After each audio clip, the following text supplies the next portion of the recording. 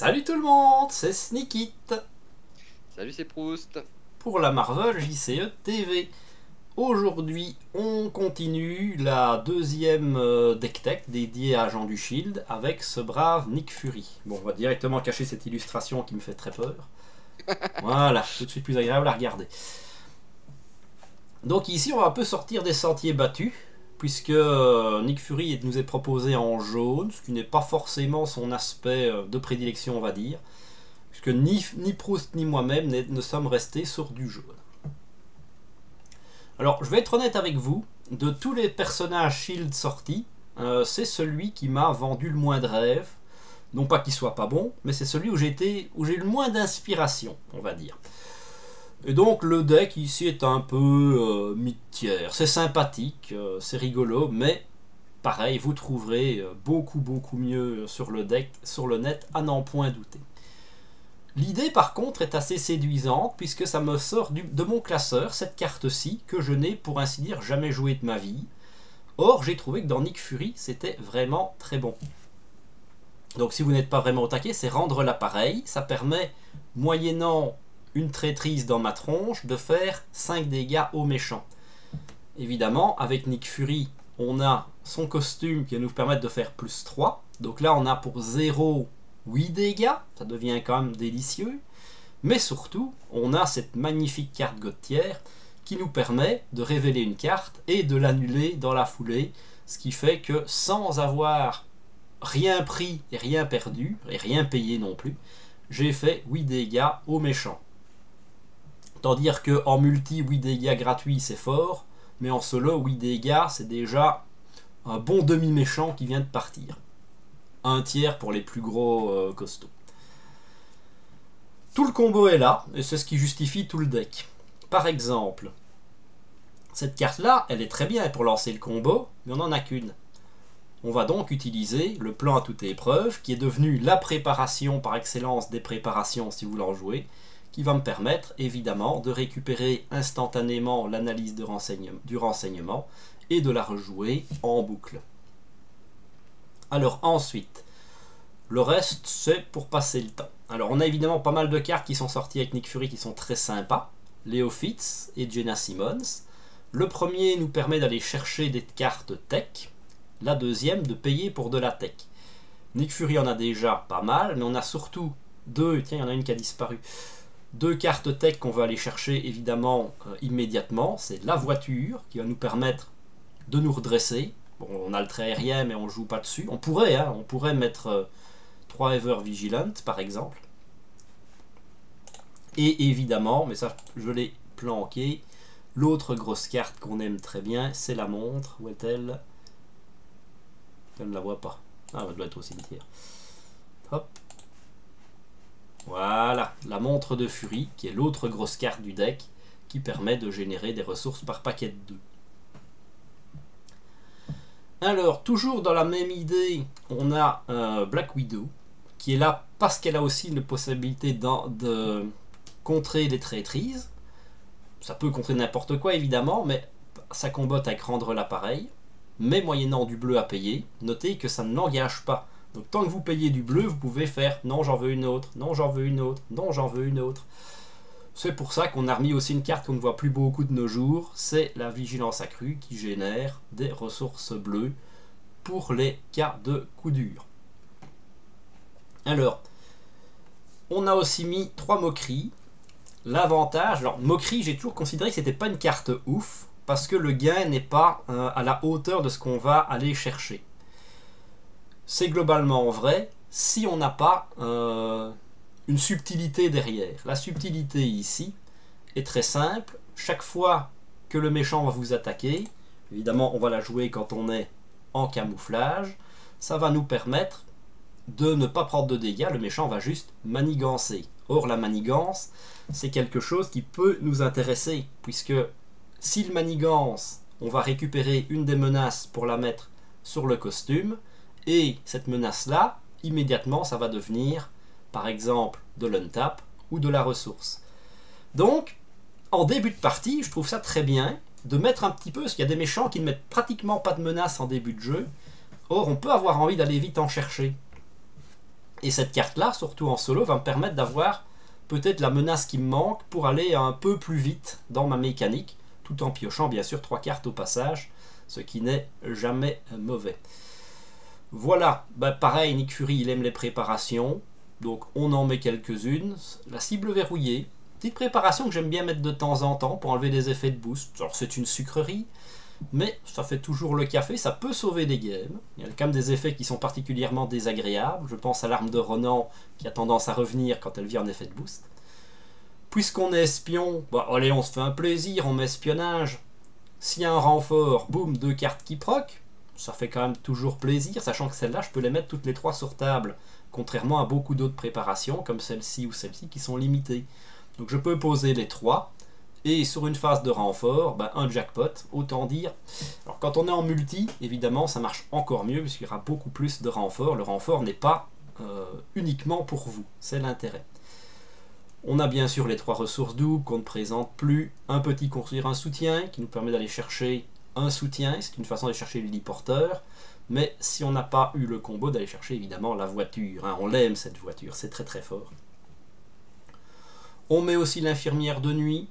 Moi c'est facile, je suis bête et méchant. Si je joue vert, je rentre une infirmière de nuit. Le rapport coût-stats, coût-bénéfice est quand même extrêmement bon. Donc on n'a vraiment aucun intérêt à pas mettre cette carte. Et pour la blague, parce qu'elle est dans le deck et parce que ça me fait rire, voilà, on joue Papounet, Nick Fury Senior. Sachant que vous pouvez toujours, quand vous jouez Nick Fury, venir avec un ou 2 Nick Fury Senior avec vous, ne serait-ce que pour filer à vos copains qui jouaient déjà Nick Fury dans leur deck et qui sont carottes. Alors oui, il est strictement moins bon que Nick Fury, mais il est quand même loin d'être mauvais. C'est vrai qu'il souffre de la comparaison, mais au final, il comptera 3 quand il apparaît, c'est pas foncièrement mauvais. Il peut nous redresser, il peut donner un tenace, c'est pas foncièrement mauvais non plus. Pour piocher 2 cartes, pourquoi pas. Voilà, je pense avoir fait le tour, j'ai expliqué les tenants et aboutissants du deck. Ça marche, c'est pas révolutionnaire, mais ça me permet de sortir, comme je vous ai dit, des cartes que j'avais plus sorties depuis longtemps, et de m'amuser, c'est quand même le principal. Voilà, allez Proust, fais-toi plaisir, défonce-moi. Eh bien, figure-toi que, contrairement à ce que tu penses, mon deck vert ressemble beaucoup à celui-là aussi. Mais je note une très grande différence entre toi et moi sur l'appréhension de Fury. J'ai l'impression que toi, tu as tendance à attaquer souvent, alors que moi, Fury, quand je le joue, il est vraiment très courant que je passe toute la partie en alter ego, enfin, pardon, Ah oui, en oui, tu l'as stealth. pas compris comme ça. Ça va, donc oui, c'est le but, je suis comme toi. Je vais Ah oui, temporiser et tanker, parce qu'en fait, regarde ici, mes attaques. oui, Il n'y ça en j'ai a vu, pas. parce que... Ma seule attaque, c'est celle-là. Et se fait 8 dégâts. Donc, à Et, part si j'ai un sbire qui me pose problème, et ça, c'est vraiment du solo, en multi, je vais plutôt queener pour que mes potes viennent gérer les sbires à ma place. Mais non, c'est vrai que j'aurais peut-être dû le préciser. Je vais rester en camouflage presque toute la partie, et je vais m'arranger, parce que je suis quand même un joueur vicieux, pour ne sortir de mon trou que quand j'aurai suffisamment de marqueurs pour balancer des grosses patates à 8, et éventuellement enchaîner sur un coup de caméra, ça tombe bien, elle est là, pour retourner me planquer, ou, alors on va voir si je la trouve, ou un coup de feu nourri pour exécuter ma cible et retourner me planquer aussi. Mais globalement, je ne veux pas me faire attaquer. Je ne me fais jamais toucher avec Fury, sauf au dernier tour parce que je m'en bats les couilles à la rigueur. Mais non, je joue vraiment furtivité Ah, power.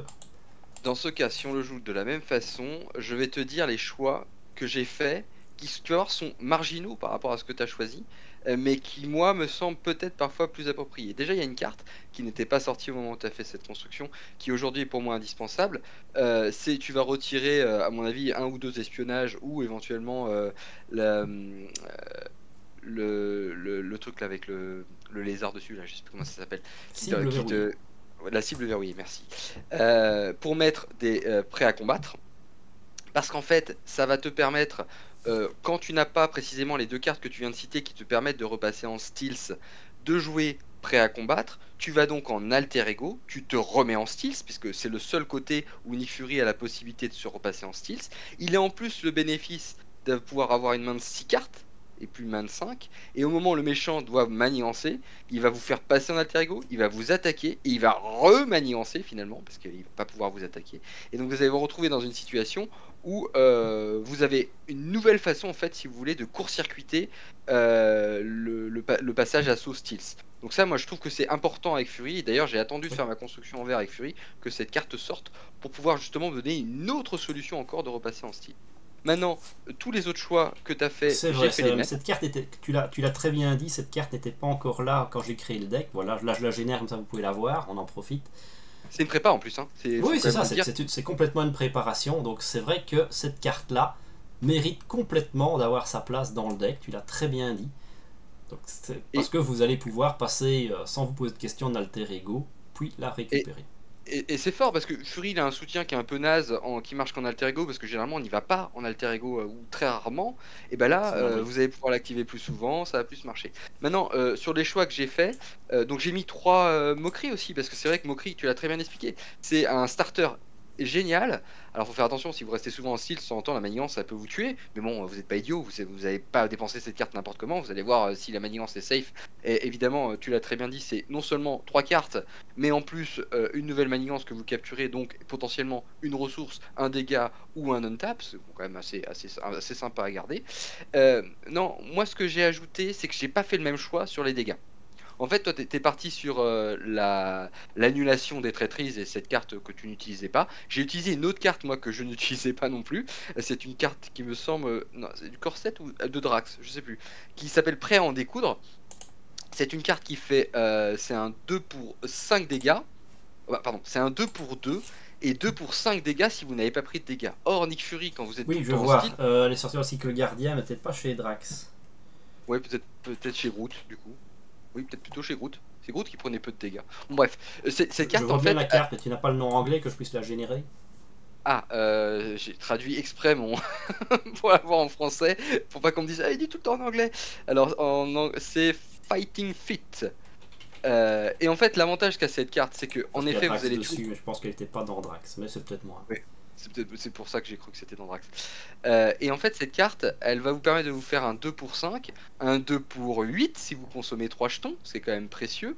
Et du coup de faire le fameux burst de dégâts dont vous avez parfois besoin avec Nick Fury, parce qu'il faut reconnaître que Nick Fury, de temps en temps, il est un petit peu mou du bide quand il faut taper. Sur les soutiens, mais évidemment, ton choix se défend parce que ton choix il est moins cher. Il nécessite peut-être un peu plus de setup, mais il est moins cher. Évidemment, pourquoi je dis qu'il est moins cher et le prix est important, c'est parce que si vous avez joué votre attaque, n'oubliez pas qu'il va falloir faire quelque chose après pour que vous ne soyez plus en stealth. Ou alors, il faut que vous ayez une solution de défense, mais voilà, c'est pas forcément le gameplay ici. Donc, je trouve que les deux se valent, et toi, tu l'as très bien expliqué, ton choix se vaut largement. Juste deux, trois alliés auxquels tu n'as pas pensé. Grande Vard, qui pour moi rend tranquille ici, parce que Fury génère très facilement du bleu, et là en plus, tu as rajouté c'est les awareness là, qui te rajoutent encore du bleu, donc C'est vraiment, ça. ton Grande Vard, il est vraiment un si tu le rentres. Et alors, un petit Ouais. allié dont je suis assez fier de l'avoir ressorti des cartons, c'est Warlock. Alors, Warlock, c'est un allié qui vaut 3 et qui attaque et contre à 1 pour un Et qui dégât est immortel consécutif, tant que tu payes du bleu. mais qui peut se soigner de 2, hein. Ça veut dire que t'es Ouais, pas ouais, obligé de ça. le soigner à chaque tour. Tu peux attendre un petit peu. Alors je vais vous dire, oui, un dégât, un contre, ça fait pas la diff.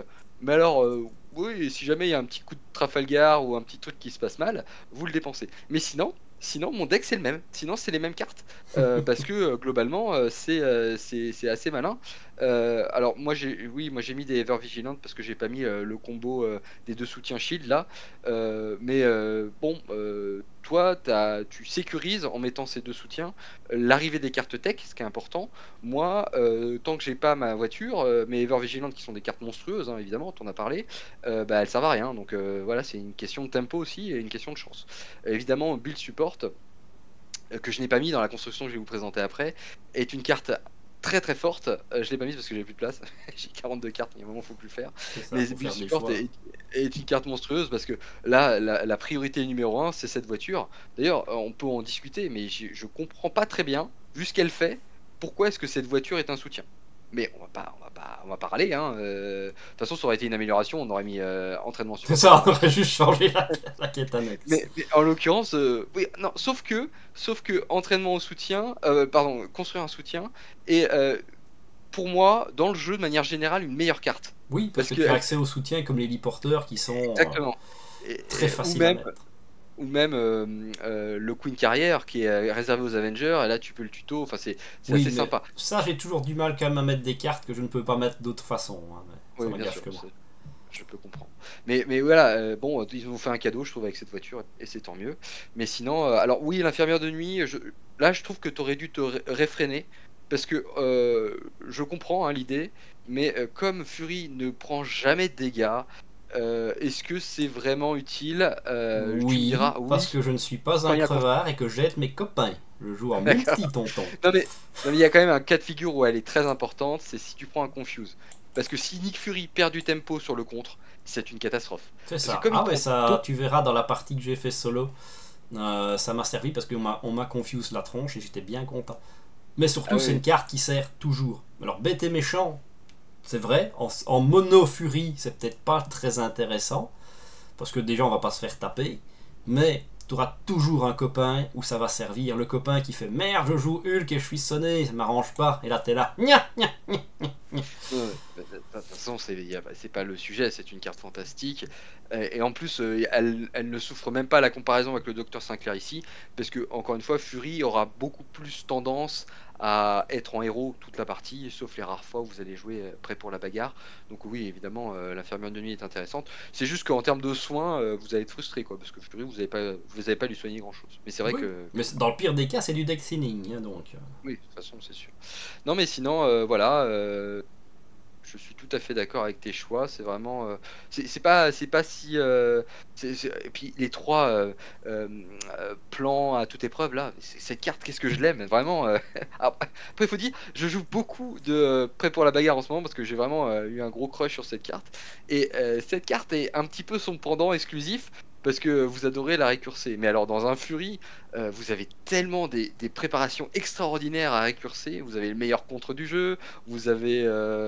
Qu'est-ce que vous avez d'autre? Vous avez un contrat 3 aussi qui peut rentrer. Vous avez les prêts à combattre maintenant que je vous ai dit. Même l'espionnage, ça peut revenir. Enfin bref, Ah vraiment oui, cette oui, oui. carte. Moi j'en ai toujours un sur ma table, hein. Toujours, toujours. Il y en a toujours un et j'en mets toujours trois. Deux quand j'ai vraiment plus de place. D'ailleurs, dans le Fury que j'ai présenté, maintenant il y en a que deux parce que j'avais plus de place. Mais vraiment, c'est frustrant. Ok, ok, ok. Ouais, je rebondis juste sur le Grand Ward que tu mets dedans. C'est vrai que c'est rigolo. Mais moi j'ai piqué ton combo. En fait, je ne joue Grand Ward qu'en bleu avec cette carte qui le suicide pour me soigner de 3 et me mettre un tenace. J'ai aucune pitié pour cet allié, mais ça marche très bien ce combo. Oui, parce qu'on avait eu un débat en disant oui, mais finalement, il te cause pas trop de dégâts. Moi, j'ai quand même l'impression, maintenant que je l'ai bien joué, le Grand Vard, qu'il me coûte pas mal de thunes au final. Mais bon, c'est peut-être que j'ai pas de bol, hein, mais bon, voilà. Grand Vard, quand t'as trois cartes rencontres face à toi, tu sais que ta main, elle va s'amenuiser un petit peu à la fin.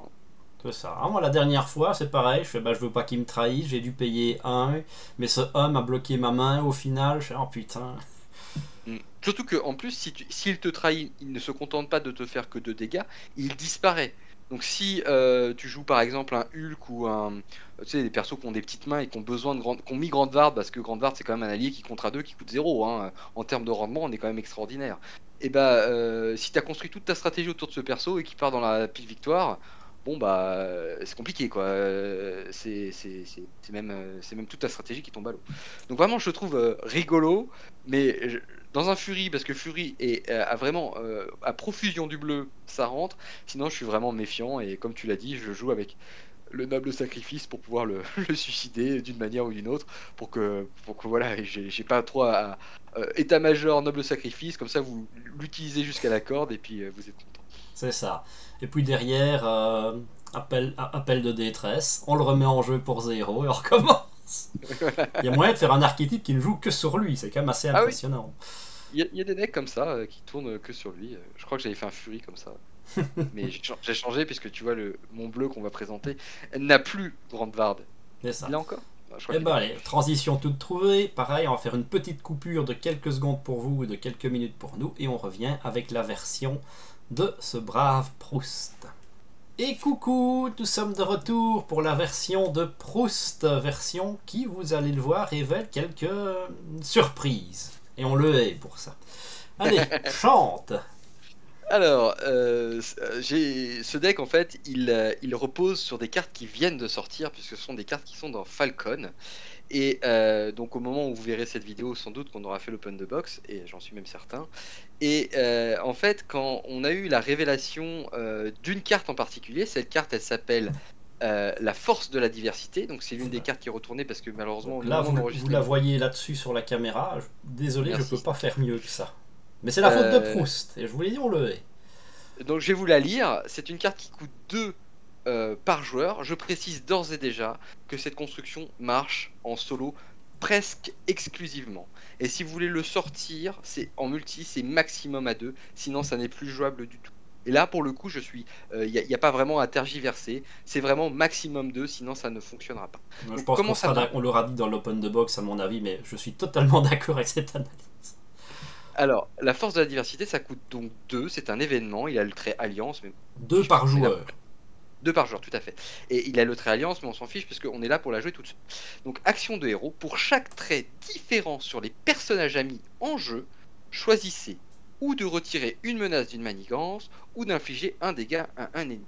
Et quand cette carte a été révélée, j'ai d'abord pensé à une chose évidente pour moi. Je me dis, mais quels sont les héros qui ont d'emblée beaucoup de traits? Et c'est simple, le héros qui a le plus de traits dans le jeu, c'est lui, c'est Nick Fury. Il en a 3. Imaginez qu'avec cette carte, pour 2, vous avez déjà un 2 pour 3. Et c'est pas n'importe quoi, c'est 2 pour 3 de contre, mais réparti où vous voulez. Ou c'est 2 pour 2 de contre et 1 dégât. Vous faites ce que vous voulez. C'est-à-dire que cette carte serait une carte signature, une carte de héros, elle vaudrait ce prix-là.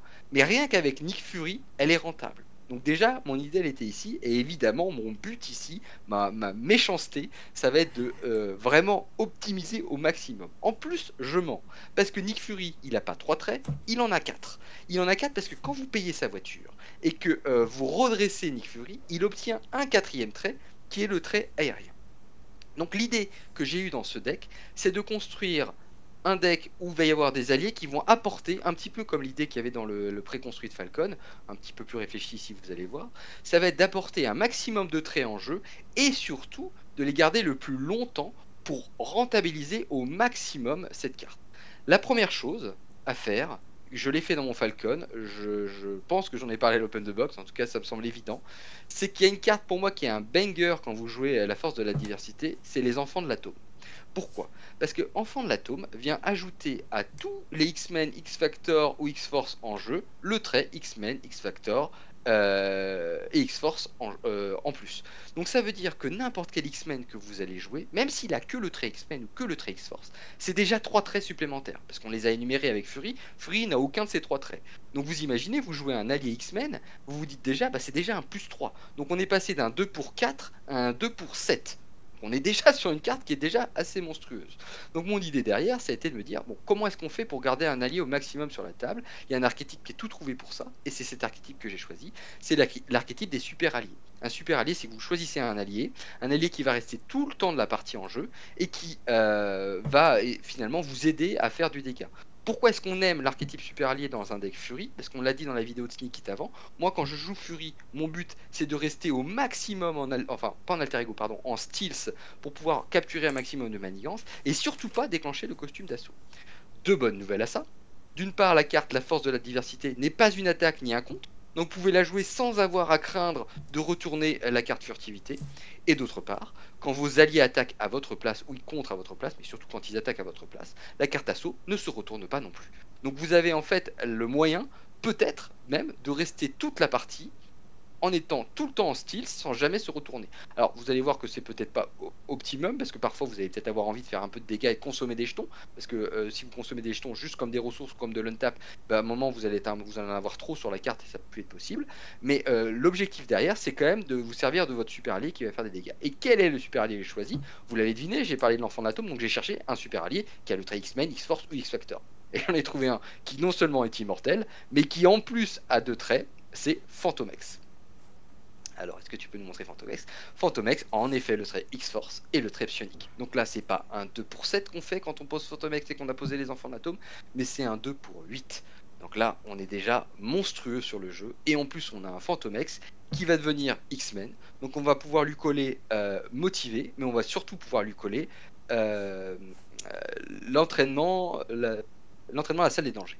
Parce que l'entraînement à la salle de danger est réservé aux X-Men, mais comme Fantomex devient X-Men, il a la capacité de gagner un point de vie. Bon, c'est un petit bonus, mais il a plus un de contre, plus un d'attaque. Donc Fantomex, une fois qu'il est setup, il a 3 d'attaque, 3 de contre, et en plus, il n'enclenche pas vos réserves, et il est complètement immortel, parce qu'on va vous montrer Eva pour ceux qui ne savent pas comment ça fonctionne.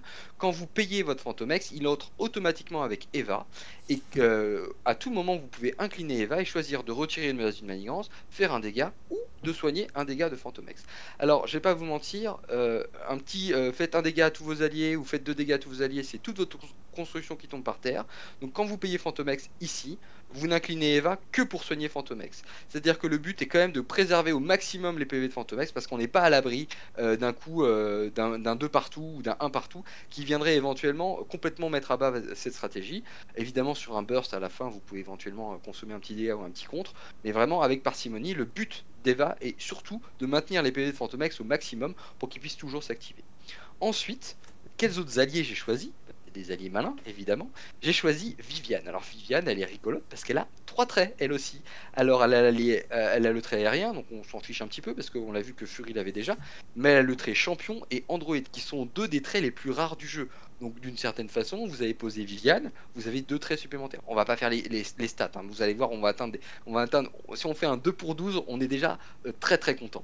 On continue avec Kalu, pardon. Kalu qui a le trait Avenger, que n'a pas Nick Fury, et le trait Mystique, qui est aussi un trait assez rare pour les alliés. Donc le trait Avenger est plutôt courant, mais là, en l'occurrence, ça peut marcher très bien. L'énorme avantage de Kalu, là, surtout la raison pour laquelle je l'ai mis, c'est qu'il va vous permettre d'aller tutorer la force de la diversité, puisqu'il il peut aller vous chercher un événement parmi les 5 cartes de dessus de votre deck, et évidemment que si vous pouvez l'avoir, c'est du tout bonus. Autre allié qui pensait dans ce sens-là, c'est Black Panther. Black Panther, lui, fait le contraire. C'est-à-dire que Black Panther vous amène le trait Avenger, qui est un trait que n'a pas Nick Fury, et il vous amène le trait Wakanda. Donc c'est 2 traits.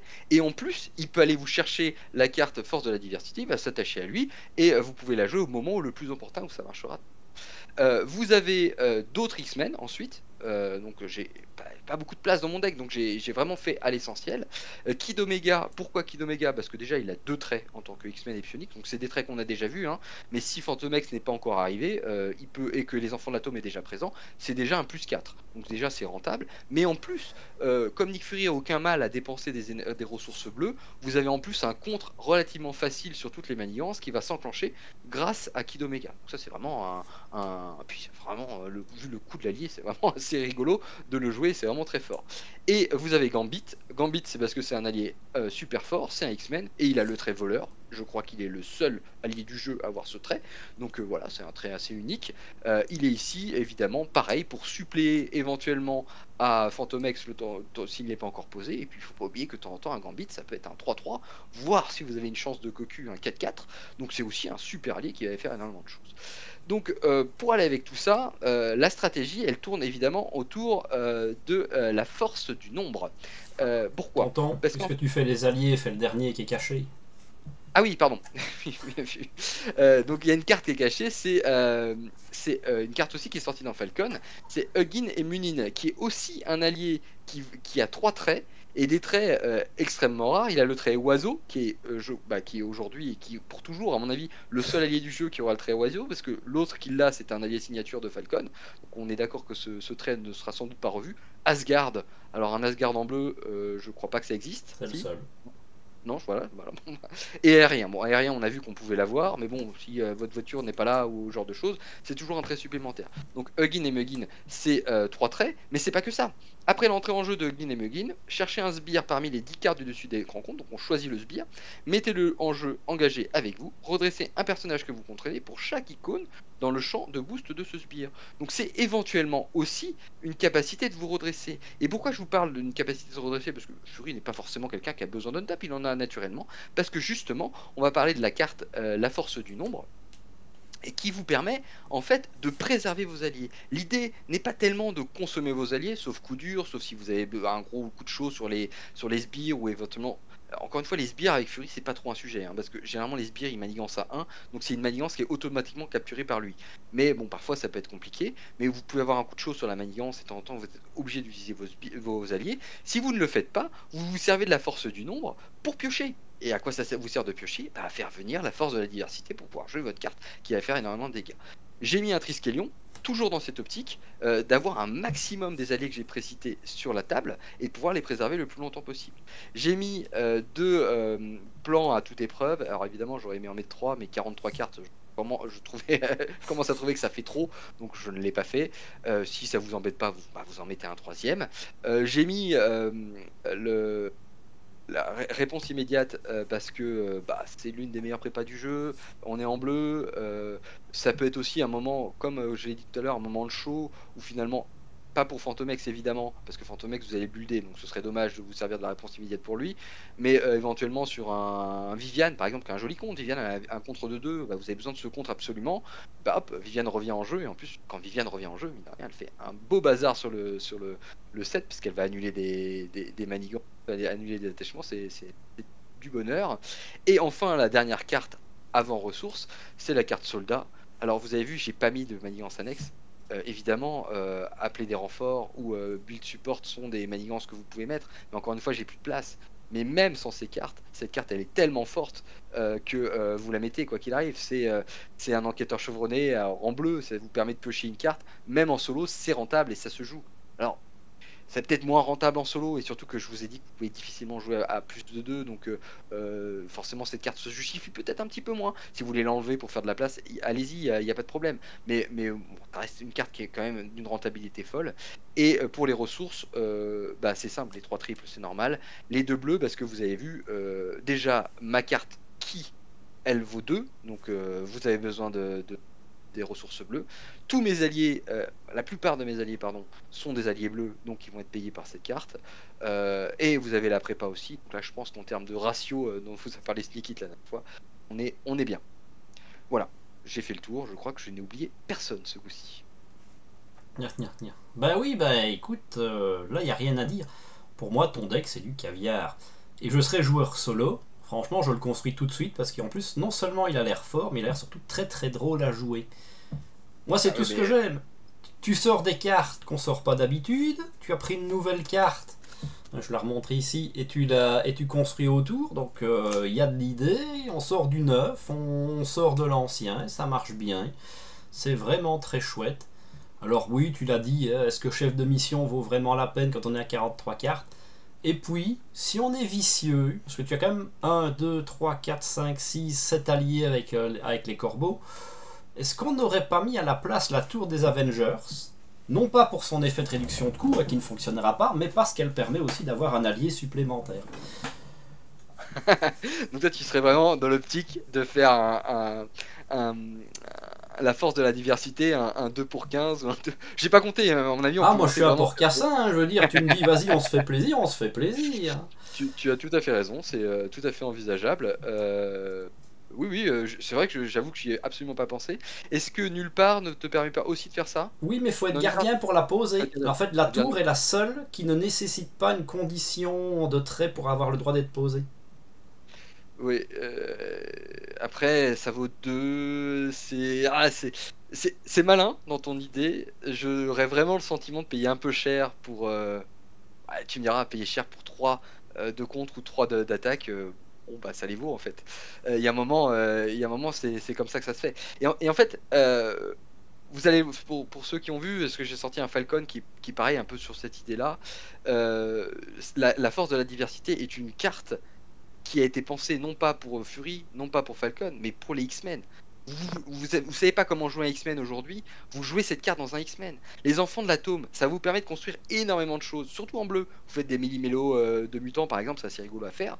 Mais faut pas oublier que quand vous jouez ça, tout de suite, tous vos X-Men deviennent des 4. Parce que des X-Men qui ont autre chose que le trait X-Men, il y en a plein. Il suffit qu'ils aient psionique, génie ou ce que vous voulez, et ça devient un 2 pour 4. Faut pas oublier qu'un 2 pour 4, donc 4 de contre ou 4 d'attaque ou réparti comme vous voulez, c'est rentable. Donc c'est même Enfin, c'est pas rentable, c'est même la meilleure carte de contre jaune qui existe aujourd'hui, un 2 pour 4. C'est mieux que la carte de Spider-Woman en jaune, 1 pour 3 réparti comme vous voulez. Enfin, c'est vraiment très fort. Et moi je pense que voilà, si vous savez pas trop comment construire un X-Men aujourd'hui, penchez-vous sur cette carte, à mon avis il y a moyen de vous amuser.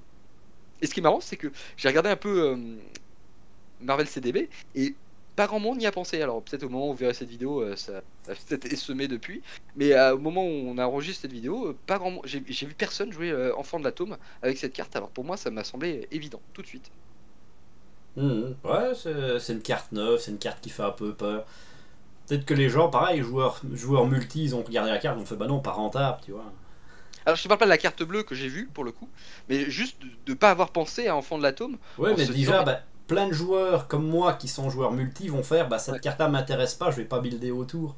Donc ouais, il y a sans moins de doute. gens qui ont peut-être réfléchi à comment la rentabiliser au maximum. Et c'est ce qu'on disait en off, quand vous jouez à deux en fait, votre allié, votre partenaire, il va vous ajouter un trait. Donc évidemment, quand vous faites un 2 pour 12, ça devient un 4 pour 13. C'est toujours rentable, c'est toujours rentable. Mais, c'est quand même frustrant, on est d'accord. Quand ça devient un 6 pour 13, euh, même si en termes de ratio on est bon, il faut les sortir les 6 là. Et là, ça devient très très très compliqué. Et alors après, à 4, c'est même plus envisageable. Même en termes de ratio, on n'est plus bon. Mais voilà, c'est le gros problème de cette carte. Et je t'interroge d'ailleurs sur que penses-tu de l'erratum éventuel que j'avais voulu imposer à un copain quand j'ai voulu jouer, qui était de dire cette carte vaut 2 tout le temps, mais ne tient compte des traits que du personnage qui la joue. Alors ce Oui, ce serait serait peut-être trop beaucoup fort. plus jouable et beaucoup plus intéressant. Et là, ça permettrait de sortir ce deck-là, notamment avec plein de joueurs. Ouais, mais ce serait Mais peut-être trop fort. Parce que tout le monde la jouerait en fait. Oui, tu verras, si tout le monde joue bleu à une table, tu gagnes la partie quoi qu'il arrive, peu importe ce que tu joues. oui, c'est ça. Puis, de toute façon, on est toujours dans la pratique d'un jeu qui est solo. Puis, on a sorti une vidéo qui s'appelle Maria Hill, donc le trop fort au bout d'un temps. Mais oui, ils ont peut-être estimé qu'il fallait être nombreux pour avoir plein de traits. Mais bon, les joueurs sont assez intelligents pour savoir sortir plein de traits tout seul. On n'a pas besoin d'être Ah oui, 27 joueurs autour alors, d'une table pour on avoir voit que des traits. c'est à ça qu'ils ont pensé. Ils se sont dit, on va mettre alliance et on va mettre un coup par joueur pour que les joueurs jouent plein de traits différents et que ce soit rigolo. Mais ils n'ont pas réfléchi qu'en se disant que nous, on a évidemment cassé cette carte en disant mais non, en solo, à deux, on peut monter tellement haut tout seul que ça sert assez. En fait, c'est pas tellement qu'elle est pas bonne à deux ou à trois, c'est qu'elle est tellement plus forte tout seul que vous allez être frustré en fait. Vous allez vous dire bon bah oui, C'est ça. super, on fait un 12 pour 6 c'est bien, Maintenant, mais voilà, tout le monde est libre devant sa conscience. Encore une fois, c'est un jeu. Personne ne va venir vous casser la gueule si vous ne respectez pas les règles. Donc, c'est une option intéressante de dire voilà, moi j'ai envie de jouer ça avec mes potes et de m'amuser avec la carte que j'ai achetée, parce que la carte vous a coûté de la thune, vous l'avez payée. Ben, vous pouvez très bien la considérer que c'est une carte qui coûte 2 et qui ne compte que vos traits, et donc la jouer n'importe comment. Voilà, moi c'est pas mon délire. De toute façon, il y a suffisamment de cartes, de decks et de persos pour s'amuser en multi. Mais chacun est libre de faire ce qu'il veut et ta proposition est totalement raisonnable, j'ai envie de dire. Hein. Ça ne casse pas le jeu non plus. non, bien sûr. Mais en tout cas, si vous avez envie de construire autour de ce trait, il y a des personnages que vous avez du mal à construire. Je pense notamment à Hulk, qui a le trait Gamma, Avenger, Venom, qui est difficile à construire. Venom, non, je rigole. Venom, il est pas difficile à construire. Mais Venom, il a Agent du Chaos, qui est un Du trait unique. Cosmos. Du Cosmos, pardon. Et donc vous avez comme ça des héros comme ça qui peuvent ressortir. Bah, Gambit, on l'a vu, hein, il a le trait voleur, il est tout seul à avoir le trait voleur. Et c'est un X-Men en plus, donc typiquement c'est le héros qui va très bien marcher avec cette carte. Donc vraiment, moi ce que j'ai aimé avec cette carte, qui est peut-être pas aussi révolutionnaire que prêt à combattre dans le deck de Silk, a le mérite de m'avoir fait rescanner toute ma collection en me disant ah mais ça peut sortir là, ça peut sortir là, ça peut sortir là. C'est assez rigolo. Mais par contre c'est vrai que c'est une carte solo. Aujourd'hui, telle qu'elle est designée, c'est clairement une carte solo. Voilà, bah écoute, je pense qu'on a fait le tour. Ça nous fait deux decks très intéressants. Un plus axé multi et un totalement axé solo. Comme ça, tout le monde y va y trouver chaussure à son pied. J'espère que la vidéo vous a plu. N'hésitez pas à laisser le petit pouce bleu à vous abonner pour ne pas manquer les prochaines vidéos. À nous donner justement votre avis en commentaire. C'est quand même le plus important. Comme ça, si vous aimez les decks, si ça vous inspire, si vous avez trouvé des bonnes idées de cartes à modifier, on prend. Comme ça on interagit avec vous, c'est toujours sympa. Et en attendant les prochaines vidéos, je vous dis à la prochaine. Ciao, ciao.